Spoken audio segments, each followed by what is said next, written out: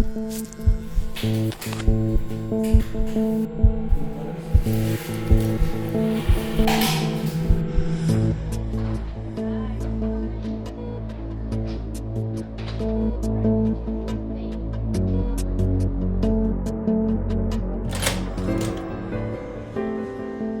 balаңыздың жағдайы yaxshi, operatsiyamiz yaxshi o'tdi. Xudo xolasa 1-2 kun yotqizib, keyin maysadan chiqaramiz. Rahmet. Bo'ladi, shifosini bersin. Bo'ladi, rahmet. Yaxshi.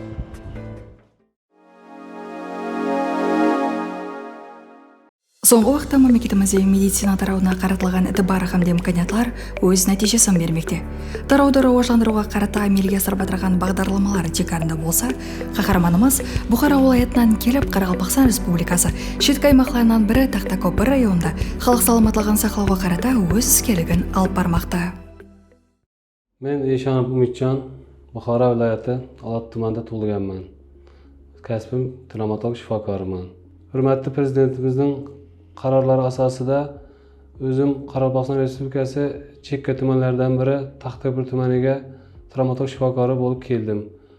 Bu yerda kollektiv meni yaxshi kutib olishdi. Hozirgi kunda ham shu yerda travmatolog shifokori bo'lib ishlayapman. Endi kasbimning o'zining fidoyiligi, o'ziga yarasha qiyinchiligi bor. Xalq bilan ishlash qiyinchiliklari bor. Men kelgan paytlar bu yerda hech qanday qarindoshlarim bo'lmagan, hech tanishim bo'lmagan, qattiq qiyinchiliklar ham bo'lgan. Joy, kvartira masalasi.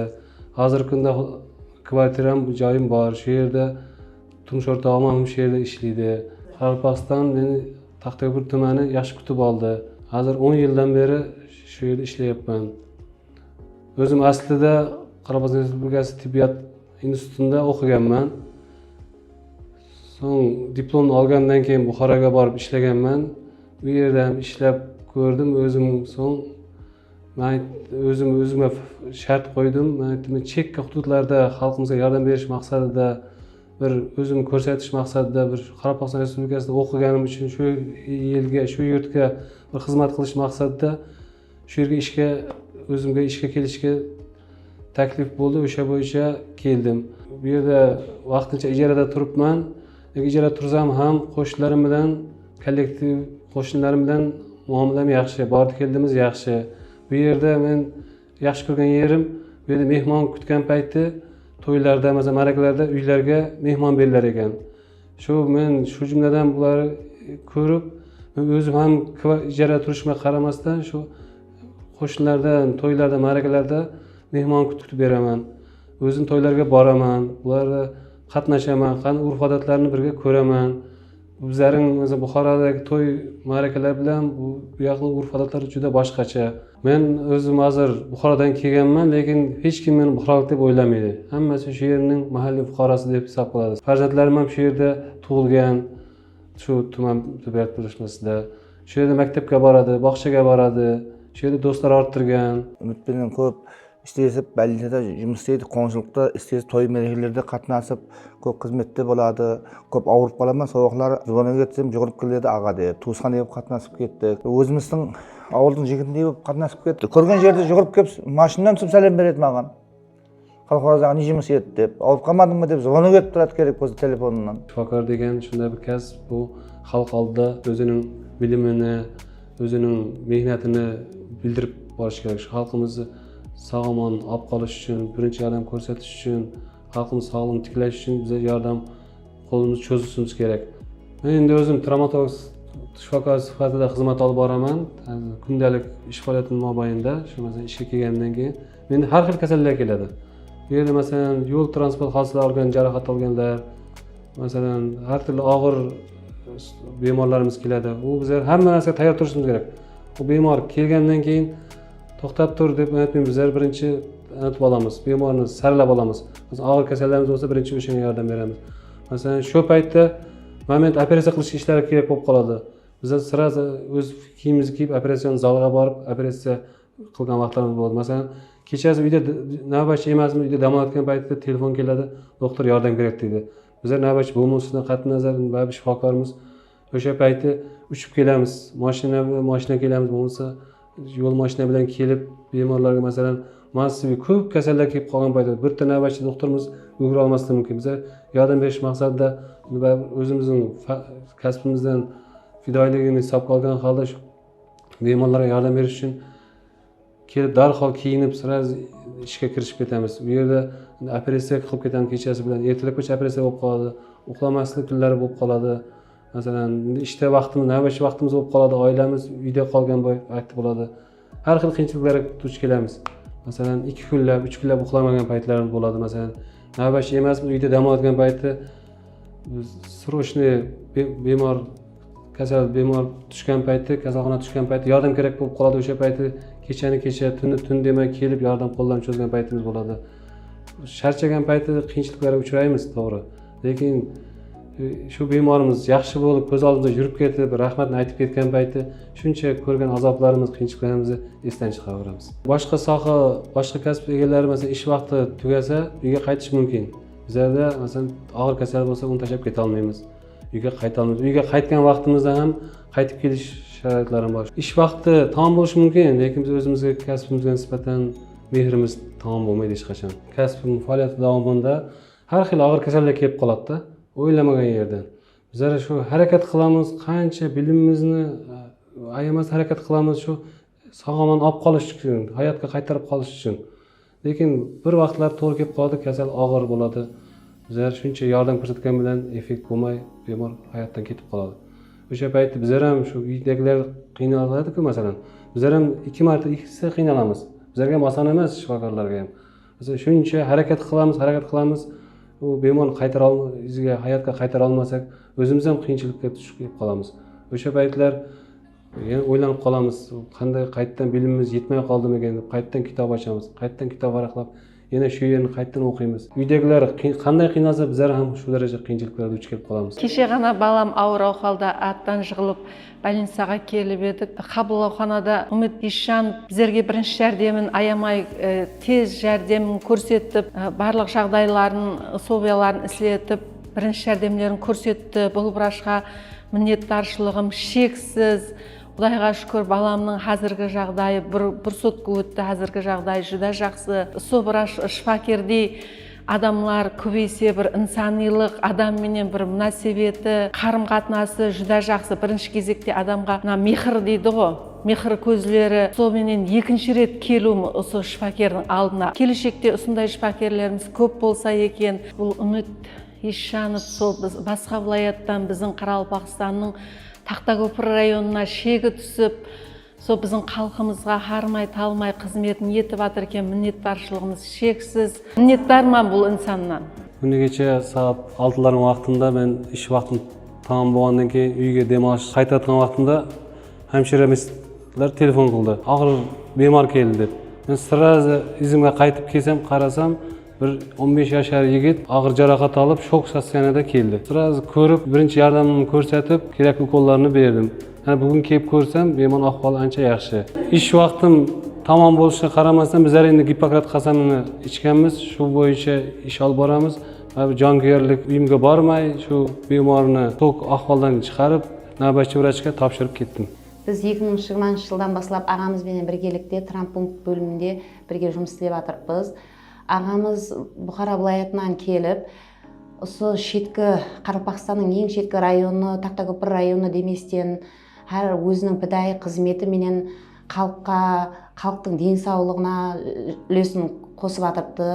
Күні түні демей, әрбір келген науқасқа, қапа болып келген науқасты күлімлеп шығарып салуға әрекет істейді. Кәсіпкерлеріміздің арасында да жақсы, сіз біздігіміз, білмеген жерлерімізді әмели жақтан, теориялық жақтан үйретіп барады біздерге. Bizlar endi og'ir kasallik kelgan paytda birinchi yordam ko'rsatamiz. Masalan, nafas olmayotgan nafas beramiz, sun'iy nafas beramiz, massaj qilamiz. O'zim masalan travmatolog bo'lsam ham bu yerda reanimatologning ishlarini ham qilishga to'g'ri kelib qoladi masalan. Shu reanimatsionniy meropariat o'tkazgan paytimiz bemorni hayot saqlab qolgan paytda o'zimiz bir yengil his qilamiz. Ya'ni fiziki qiynalgan narsalarimizni, aqliy qiynalgan narsalarimizni esdan chiqarib, bemor masalan ko'zini ochgan paytda, masalan yo gapira boshlagan paytda o'zimiz shu kasbimizni faxrli bilan aytamiz. Men shifokor bo'lganimdan faxrlanaman. Bitta xalqimizga yordam berganimdan shu masalan shu qiyinchiliklarni o'tib bemorimiz hayot saqlab qolganidan juda faxrlanib qolamiz. Mana tibbiyotimiz sohasida chiqarilgan qarorlar amalda qo'llanib kelinmoqda hozir. Masalan, shu yerda elektron tizim degan yo'lga qo'yildi. Masalan, uydan turib bemorlar oldingiday navbatda turmasdan, soatlab navbatda turmasdan uydan turib ro'yxatga yozilishi mumkin. Qaysi vrach ko'rikka bormoqchi bo'lsa, uydan turib telefon orqali navbatga yozilib kelishi mumkin. Hamma sharoitlar yaratilgan, bepul dori-darmonlar bilan ta'minlangan, uylarga borish uchun poliklinikalarda mashinalar bilan ta'minlangan, og'ir yotgan kasalliklarni uydan borib xabar olish uchun. Hozir chekka tumanlarda borib ishlasang ham xuddi markazda ishlayotganda o'zingni his qilasan. Shu masalan shu yerda chekka tuman, Taxtayurt tumanida ishlanayotgan operatsiyalar shu Toshkentda qanday operatsiya ishlanib turgan bo'lsa, shu yerda ham shu operatsiyalar ishlanib turibdi. Shunga yarasha asbob-uskunalar bilan ta'minlangan. Hurmatli prezidentimizning chiqargan qarorlari asosida asbob-uskunalar bilan, masalan, shu jumladan laparoskop, artroskop degan apparatlar kelgan. Hozirgi kunda Nukusga yoki Toshkentga borishning hojati yo'q. Mana hozirgi kunda bizda sug'urta tizimi ishga tushgan, ya'ni hozir masalan sharoiti og'ir. Hozir endoperativ operatsiya o'tkazish uchun 30 millionday pul kerak bo'ladi hozir xarajatlari. Lekin shuni davlatimiz tomonidan shuni ta'minlab berilmoqda. Ya'ni sug'urta tizimidan pul ajratilib beriladi. Masalan, uni sharoiti og'ir bo'lib o'zi ishlata olmay yurgan bo'lsa, masalan bir bemor kasal kelib ko'rina olmay yurgan bo'lsa, hozir borib ko'rinib qaytish, operatsiya ishlatish, ya'ni endoperativ operatsiya o'tkazib berish hammasi davlat tomonidan qoplab berilyapti. Bu ham bir meditsinamizning rivojlanganligi, ya'ni inson manfaatlarining ustun turganligi, shunday chiqarilgan qarorlar inson uchun, xalq uchun chiqarilgan deb hisoblayman. Men o'zim hozir shifokor bo'lsam ham shifokor sifatida bir fikr aytaman. U hozirgi ishlab chiqarilgan qarorlar bizlar o'ylamagan darajada bizlarga yaxshi yordam tegyapti. Masalan, xalq bilan ishlash uchun sharoitlar qancha sharoitlar yaratib berilyapti. Men shundan juda faxrlanaman. Shunda o'zim kasbim sodiqligidan, o'zim kasbim bizlarning Gippokrat qasamni ichganmiz. Har bir xalqqa masalan uning dini, tili, qayerda bo'lish qat'iy nazar, xoh uyda bo'lsin, xoh ko'chada, больницада qanday yordam kerak bo'lsa, bizlar shu birinchi yordamimizni ayamasdan xalqimizga yordam berishimiz kerak. Xalqimiz bizlardan xursand bo'lib yurishi kerak. Oldingi meditsina bilan hozirgi meditsina farqlash juda katta farqlar bor hozirgi kunda. Hozir bizlar juda quvonchlimiz bizlar shu yurtda ishlayotganimizdan, shu tibbiyot sohasida ishlayotganimizdan, masalan, kerakli maslahatlar berilyapti, kerakli dori-darmonlar beryapti, xalq bilan ishlash sharoitlar yaratib beryapti, oyliklarimiz ko'tarilyapti. Bizlar shu, masalan, o'zim tibbiyot sohasi xodimi sifatida juda faxrlanaman. Men o'zi oilada bitta o'g'ilman. Masalan, ota-onam u yerda yolg'iz hozirgi kunda Buxoroda. Hozir endi bundan buyog'iga men shu yerdan Taxtayurt tumanidan bitta uy olish niyatim bor. Ota-onamni shu yerga olib kelish niyatim bor. Men bu yerning shart-sharoitini o'rgandim, urf-odatlarini o'rgandim, xalq bilan yaxshi muomalam. Men shu yerda shu xalq uchun xizmat qilishga va'da beraman. O'zim asli buxorolikman, lekin shu oilamni ham shu yerga ko'chirib olib kelmoqchiman. Hayotim davomida shu yerda ishimni davom ettirmoqchiman. Men endi keyingi vaqtda shu Qoraqalpog'istonda xizmat etish niyatlarim bor, sababi o'zim kollektivim yaxshi, birga ishlashamiz. Xalqi ham yaxshi, masalan, xalqi masalan uyga qaytgan paytim ishdan charchab borgan paytlari masalan qo'shnilarimiz yo'l bo'yida o'tirgan bo'lsa, doktor keldingmi deydi-da, men bir faxr bilan aytaman, uyga kir, choy ich deydi, masalan, non ye deydi. Biz uyga boramiz, ovqatga chaqiradilar. Kechki mehmonga boramiz uyga. Bu yerdan sen Buxorodan kelgansan degan gap so'z yo'q bu yerda. O'zi birga qarim-qatnashda bo'lib, bir bordi keldi bo'lib, juda yaxshi inoq yashayapmiz hozirgi kunda. Oilam bilan kelgan paytda men ham ancha qiyinchiliklarga duch keldim. Bu yerda endi urf-odatlarga tushunmasdan, masalan, uyga chaqirgan paytda, masalan, bu yerda go'rtik degan ovqati bor, Qoraqalpog'iston milliy taomi. O'sha ovqatni masalan turmush o'rtog'im pishira olmasdan, qo'shni ayollar chaqirib, shunday vaziyatlar ham bo'lgan boshda. Hozirgi kunda Xudoga shukr o'zi ishlab berdi noldan boshlab. Masalan, qora choy degan narsa bor bu yerda. Shu qora choy masalan oldin bizlar ichmas edik. Bu yerga kelgandan keyin shu har kun ertalab qora choy bo'ladi. Farzandlarim qora choy ichmasa, bog'chaga yo maktabga boraman deb aytmaydi. O'zimiz hozir bu yerda ijara tursam ham qo'y boqaman, masalan, tuya tovuqlar saqlaganman. Mehmon kelgan payti sirasi bittasini so'yib mehmon kutishlarni aytganmiz. Mehmonga chaqiradi masalan kechqurunlari bir tuya tovuq so'yib masalan. Juda masalan bir bordi keldi juda zo'rda. Bu yerda muomalasi, bu xalqning muomalasi, masalan shu yerda bir-biriga ishonchi, bir-biriga suyanchi, masalan men shu kichkinagina masalan shu yerda farzandim tug'ilgan payti ham masalan qarindoshlarim bo'lmagan, bitta o'zim bo'lganman, lekin qo'shnilarim shu yerda kollektiv hammasi kelib shu yerda turganlar, startda turganlar, kerakli yordam bo'lsa berganlar. Masalan shu farzandim tug'ilgan payti ham, uyga olib borgan payti ham shu o'zlari uyning sharoitini qo'ylari so'yib, qo'shnilar chaqirib, uylarga qo'noq berib, shunday kichkina bir to'ychalar ham shu yerda o'tkazganman. Masalan men navbatchi bo'lgan paytlarim bo'ladi, bitta o'zi qolgan paytlar bo'lgan. Masalan hamsoyalar, qo'shnilar masalan uyga borgan, ya uyga qo'shnilar chaqirgan. Masalan men navbatchi bo'lsam ham uyim tinch deb, ya'ni sabab qo'shnilarim ishongan holda shu uyim tinch deb o'z navbatchilikda davom etganman. Masalan 2 soat, 3 soatlik operatsiyaga kirib ketamiz. Bu paytlar masalan shu oilam tinchmikan deb o'ylagan paytlar bo'lgan. Va qiyinchilik bo'ladi. 1 yildan kelib 1 yilda ishlagan payt qiyinchiliklar bo'ladi, lekin hammasiga chidaganmiz. Hozirgi kunda men faxr bilan aytaman, shu yerning farzandiman deb ayta olaman. Мамлекетимизде халыкка жаратылган шариатлар, сондай-ак четки аймакларга да тең этибар каратылып атырганлыгы барча имканиятлардын жолго коюлуу бизди кубантады. Бул имканиятлардан четки аймакларда иштеп атырганыбызды сезинбейбиз, дейди кахарманыбыз. Өз искерлиги менен Каракалпакстан Республикасына келип иштеп атырган болсам, бул журт мени ашык күтүп алды. Үйрөнүп кетүүдө кыйынчылык сезбедим. Азырда өзүмдү ысыл журттун перзентиндей сеземен. Инсанлары, касиптештерим, коңуслары барчасы татуу жасайбыз деп жылы пикирлерин билдирет кахарманыбыз. Өзүм тиббият сахам алadigan bo'lsam, hozir xirurg bo'lsin, terapevtlar bo'lsin, menga ozgina bo'lsa ham o'zini maslahatini berib ustozlik qilgan, shu xalq uchun xizmat qilgan insonlarni qahramon deb bilaman. Masalan, chekka tuman sharoiti og'ir darajada bo'lsa ham shu yerda shu kasallarga, bemorlarimizga yordam berishda, xalqimizga yordam berishda, sog'liqni tiklashda yordam berayotgan shifokorlarni qahramon deb his qilaman.